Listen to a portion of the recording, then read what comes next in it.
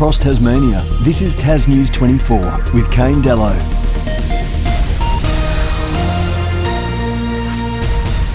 Hello and thanks for joining us. The Premier of Tasmania, Peter Gutwein, announced yesterday that Tasmania will introduce strict border measures to control the spread of the coronavirus. As of midnight tonight, all non-essential travellers departing for Tasmania will be required to quarantine for 14 days. The quarantine period will not apply to essential travellers such as healthcare workers, emergency workers, defence personnel, air and ship crew, specialists and essential freight personnel like truck drivers and freight workers for the Spirit of Tasmania, and there will be stringent guidelines to manage this. But has the actions of our Premier arrived a little too late? Tasmania has now 10 confirmed cases of people testing positive to the coronavirus, but other people have decided to self-isolate themselves because they've been told they don't fit the government's criteria to be tested. Now, the Tasmanian Government's criteria to testing are based on one major factor: you've had to travel overseas.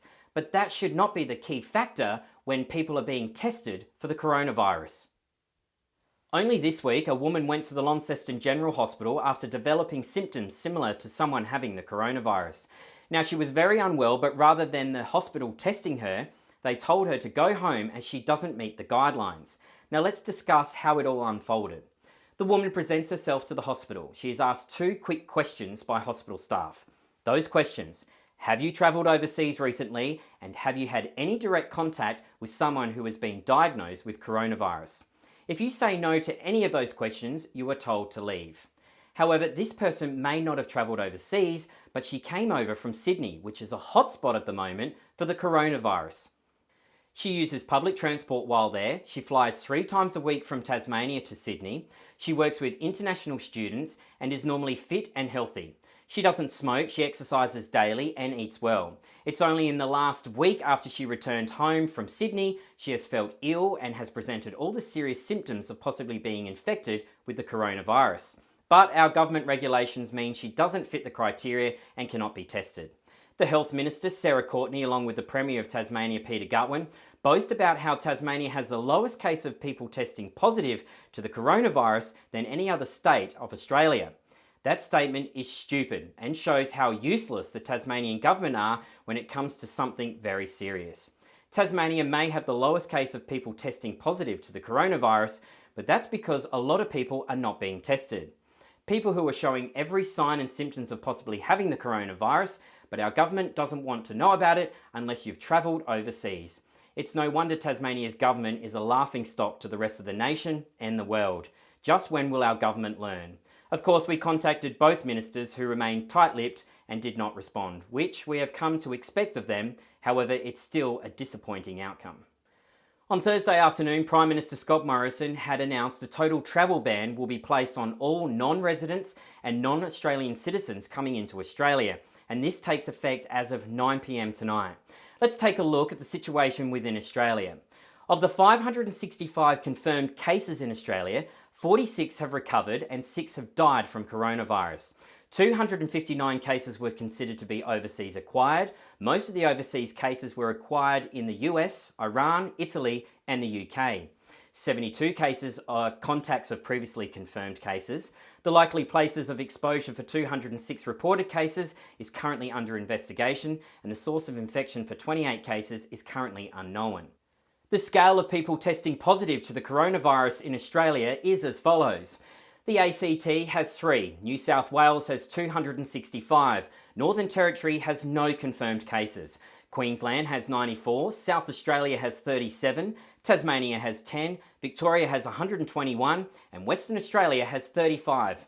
Across the world, there have been more than 204,700 confirmed cases of COVID-19 and more than 8,400 deaths. It seems that there are not enough tests being supplied within Australia, and they're taking 5 days to come back. In all honesty, it seems this virus is getting away from us, and people, residents, citizens of Australia want answers. Federal Health Minister Greg Hunt has explained to media an additional 97,000 test kits arrived late last night, and the government are working around the clock to help stop the spread of this virus. It's little comfort when 81,000 tests in a country of 25 million to the point you can't even get a test right now if you needed one, and if you have to show a set of symptoms or show a threshold which varies according to different doctors. You don't get the results for at least 5 days, and in the meantime, this thing can spread like wildfire. People of Australia are becoming more and more concerned as days tick by. Back here in Tasmania, a very highly ranked and admired doctor spoke to TasNews 24 via telephone, who asked to remain anonymous, but for this segment we will call them Dr. X. It was explained to us that across Australia, 2,500 doctors have signed a petition urging the government bodies to close bars, gyms, cinemas, churches, and most importantly, schools across the nation, and also right here in Tasmania. Dr. X also went on to tell us that the Tasmanian Government and Premier have ignored the advice given to them by doctors who are working on the front line of trying to slow the progression and spread of COVID-19. We have taken every available method in trying to contact both the Office of the Health Minister and Premier, but they are never available for comment. In a press conference that selected media were able to attend to, the Premier stated there would be strict border controls as he had placed a state of emergency order within Tasmania.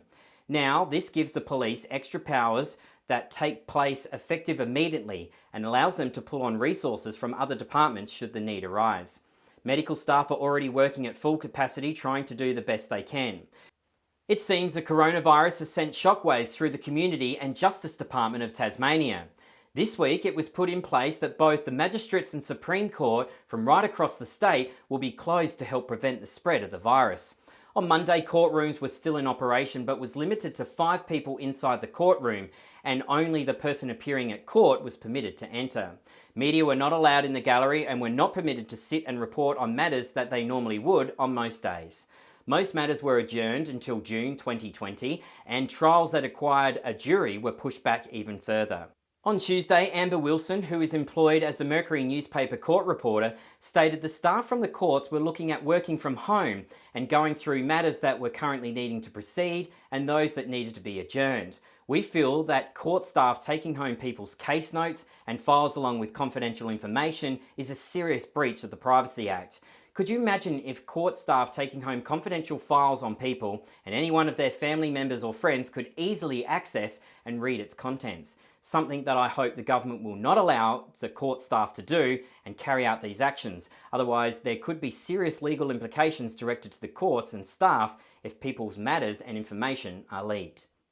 On Tuesday, the case of Melissa Oates, the 34-year-old woman who allegedly struck and killed her boyfriend Jari Wise with a motor vehicle as he walked along Wilmont Road in Huonville in the state's north, has appeared in court. This time, there was no VIP treatment given to Miss Oates, and she was made to enter the court building as everyone else. Flanked by her family, Miss Oates entered the courtroom and did not enter any pleas to 4 counts of breaching a family violence order, 2 counts of common assault, and 1 count of injuring property. On the day of Mr. Wise's death, police said Miss Oates had collided with Mr. Wise. She was arrested at the scene and held in custody overnight before she was granted bail. Her matters were adjourned until the 30th of April. Her bail was continued. We will keep you updated on any new developments. The Westpac Rescue helicopter was sent to the northern part of the overland track after receiving a call for assistance at about 9 a.m. on Thursday. A man in his 50s who was part of a walking party had suffered a knee injury and could no longer walk. Shortly afterwards, police and emergency services received a call for assistance from another man, also in his 50s, who was suffering from a medical condition. Both men were rescued by the Westpac helicopter crew at around noon and received medical attention. Police would like to remind bushwalkers to equip themselves for all walks. In this instance, both bushwalkers were walking with a group party and help was able to be made quickly through a working phone. Rescue crews have said if you are intending to go bushwalking, make sure you are prepared in terms of suitable food, water, clothing, shelter and a reliable means of communication. You can now download an emergency app which is a useful tool to provide police with reliable coordinates of your location. Police are calling for information over a shooting which occurred in Ravenswood on Wednesday evening in which a 31-year-old man was shot in the leg. The Ravenswood man presented to the Launceston General Hospital at about 8:20 p.m. Wednesday night after receiving a non-life-threatening gunshot wound to his lower leg. The man has made no complaint to police, and investigations at this stage have been unable to establish if anyone else is involved or the shooting was self-inflicted. However, police believe there are other people who can provide that information. Tasmania Police have said the man is well known to them, and for reasons only known to him at this stage, the man is reluctant to speak to police. There is no risk to the greater community. Anyone with information about the incident is asked to contact Launceston CIB on 131 444. Information can also be provided to Crime Stoppers anonymously on 1800 333 000. Now let's take a look at the weekend weather from around the state.